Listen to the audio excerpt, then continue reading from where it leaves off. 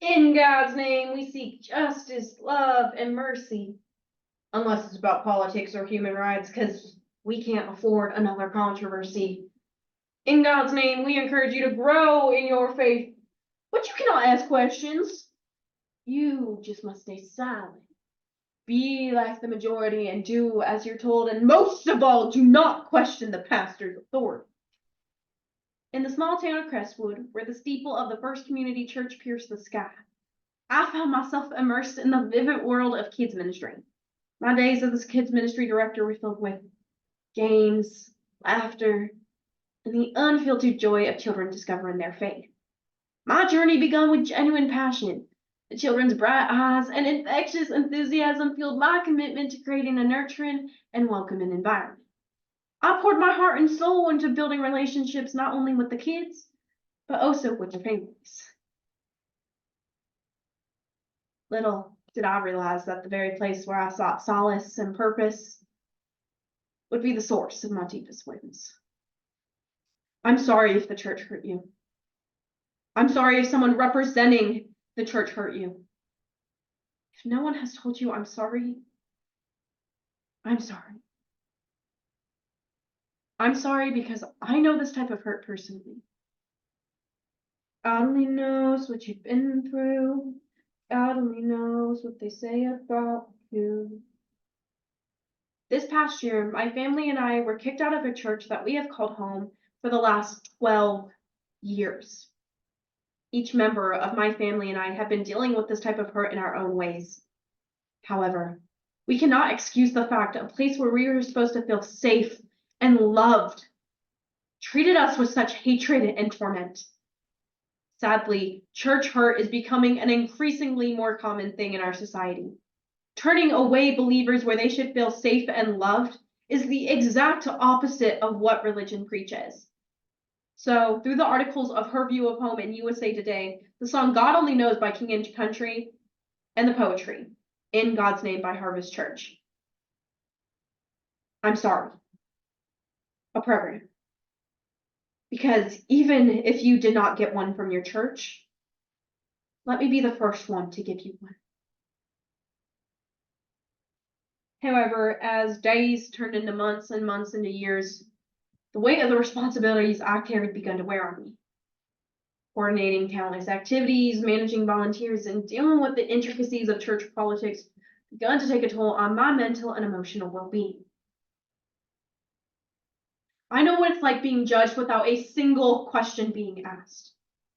I know what it's like to be treated so cold. I know what it's like to be failed by the standards and expectations set up by a church, and I know what it's like to be abandoned when the devastating, hard things happen in life, and I understand why people leave the church. Church hurt's often a term that's thrown around, often misunderstood or dismissed. It's more than a simple disagreement or conflict.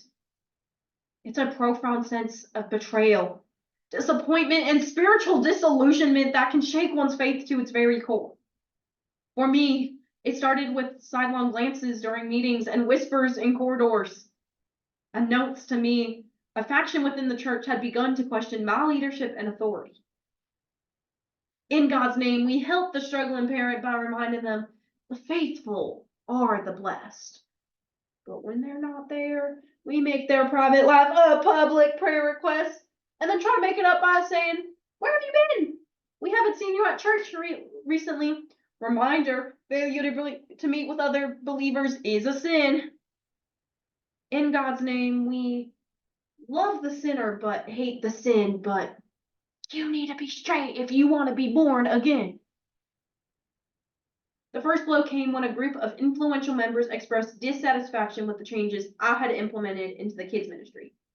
They claimed that my approach was too modern, too secular, and that it strayed from the traditional values that they had held so dear, shattering my belief that I was reinventing a ministry that needed to change with the times.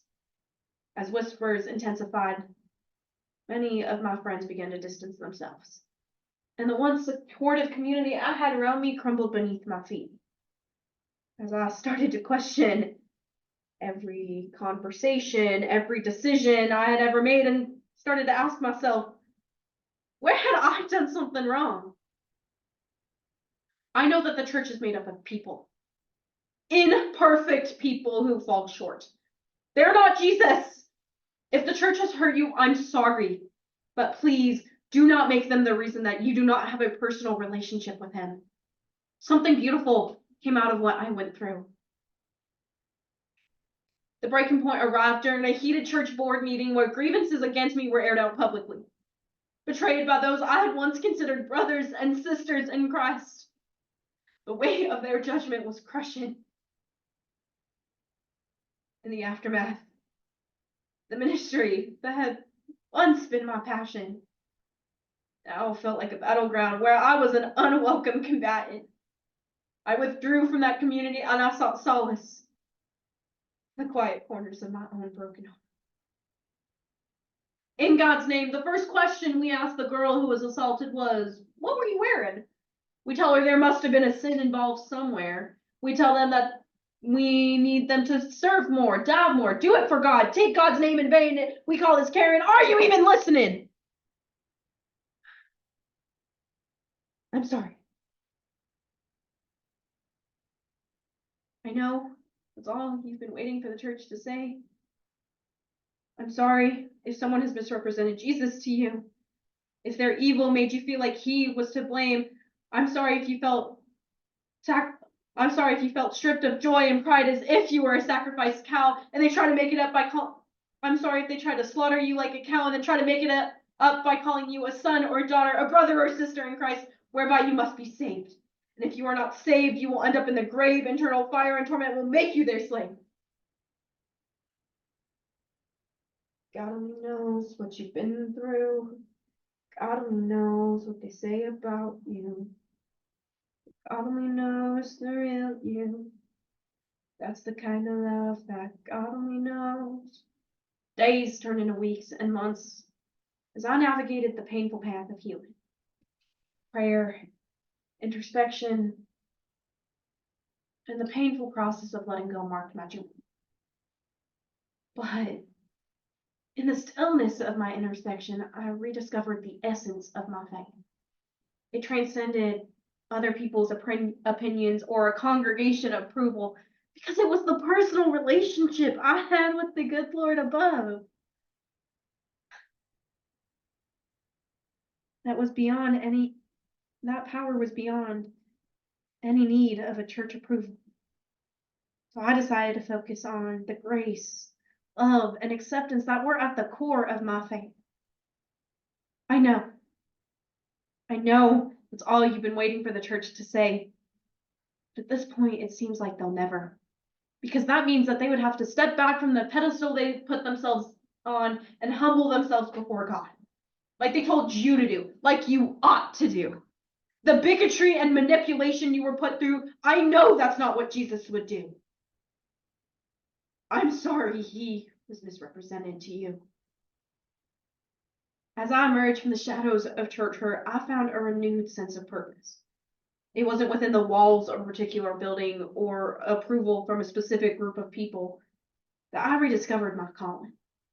Instead, it was the universal truth that love and compassion could transcend the boundaries of organized religion. I know why people leave the church. When everyone is singing to Jesus about the 99 to save the one, they forget that sometimes they're the army he sends out. I channeled my experiences into broader ministry, reaching out to those who had also experienced church hurt. For my journey through church hurt hadn't been in vain.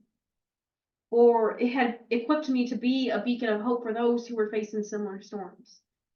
In the end, my story of church hurt isn't just one of pain and betrayal, but of resilience, growth, and the transformative power of faith. The scars from those days of church hurt are a testament to strength in facing adversity and emerging with a heart, though wounded, still beats with a renewed sense of purpose and grace. God only knows what you've been through. God only knows what they say about you. But God only knows the real you. That's the kind of love that God only knows.